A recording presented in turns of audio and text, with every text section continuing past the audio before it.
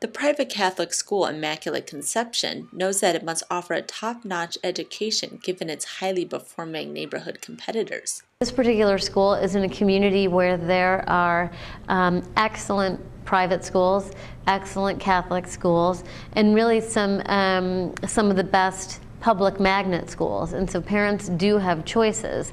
Our parents are primarily well-educated, professional individuals who do their homework, they do their research, and this, in many ways, to them is a service, and so they're looking to find the right place for their child. So the school offers something different than the typical neighborhood public schools. The student-teacher ratio, again, to have 2 certified teachers in a classroom, to have a 1:10 or a 1:12 ratio, that you're not going to get in even the most established public school. Latin, a private independent school, attracts parents' checkbooks by providing individualized attention. We basically know every student by name. We know, what their learning strengths and weaknesses are. What's positive 2 divided by 1/2? Julian, you got it.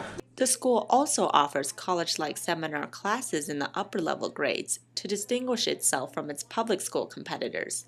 I know that is something I did not get in the public schools, was being able to present a research project in front of a group and having discussion about that, and coming into college with that self-confidence to be able to do that. Ultimately, if the private schools don't continually meet the academic needs of the students, they will go out of business. Many parents want more school choice in Chicago, an opportunity at a private school or charter school. However, often the only ways to get a better school if the school isn't doing a good job is to purchase private schooling or move to a new neighborhood.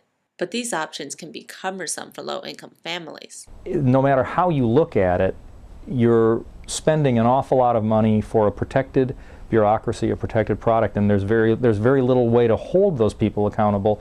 The only real way you can hold them accountable is to remove your child from the school, and then in today's situation, when you do that, you pay twice. You either A, have to homeschool and pay taxes, or B, you have to send them to a private school and pay taxes. And the school system gets to be very arrogant, and it says, hey, you can do whatever you want, we get your money anyway. There is currently a 13,000-long waiting list to get into Illinois' charter schools. A Chicago public school teacher who attended the union protest disagrees with the lack of choice in the public school system. Every neighborhood school is unique, so there is already plenty of choice within the Chicago public schools. And if we need more choice, keep it in the public school. You don't have to go to a private entity to change the dynamics of the public schools.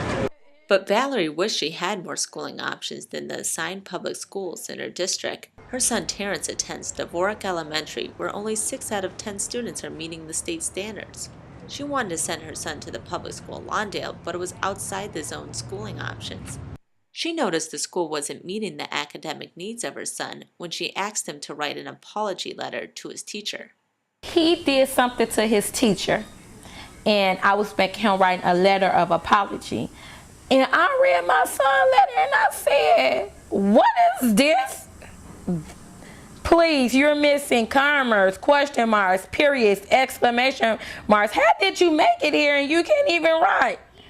Valerie also doesn't like the lack of order at the school.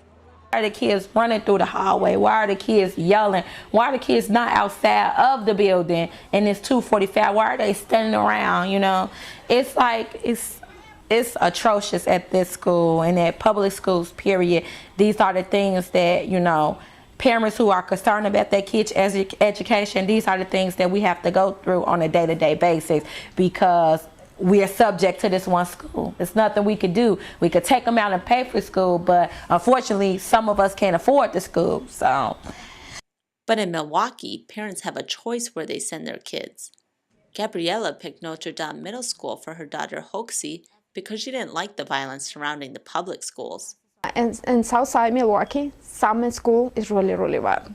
There's a lot of gangs, a lot of drugs, That's why I don't want to put my daughters in public school.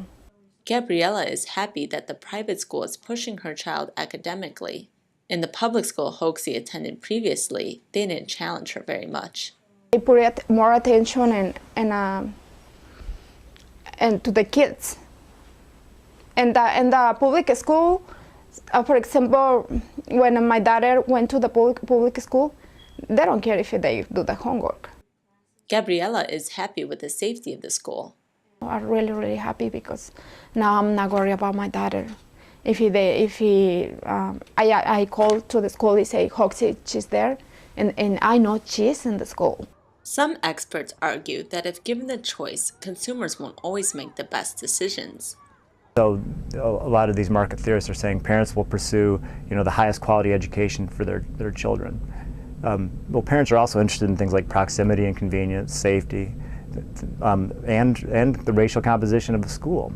And those things matter a lot. So we do see instances where sometimes parents have choices and they're choosing demonstrably inferior schools. Parents pick schooling options for all sorts of reasons, but in the Milwaukee Voucher program, educational quality was the highest concern for parents. Many parents say they know what type of school is best for their child. The people who give those options, they don't know my child at all. So they can't tell me what's best for my child. I know what's best for my child.